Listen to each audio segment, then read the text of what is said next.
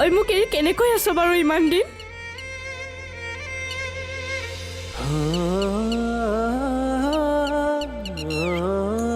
ভগৱানে যেনেকৈ ৰাখিছে মাথো জানো যে জীয়াই আছো তোৰ অবিহনে। মোক তোৰ লগত ক'ৰবালৈ লৈ জানা, এইখন গাঁৱৰ পৰা, ঘৰৰ মানুহৰ পৰা আঁতৰাই লৈ জানা, নহ'লে মই মৰি থাকিম। চুপ থাক, মুখত যিহে তাকে কৈ নিদিবি। তই এতিয়া মা দেউতা কথা মতে থাকিব লাগিব শুনজনী।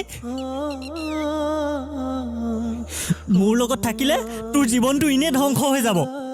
গোটেই জীৱনটো মোৰ লগত থাকিলে দুখৰ বাহিৰে আৰু একোৱেই নাপাওঁ। গোটেই জীৱনটো অকল দুখেই পাই থাকিবি।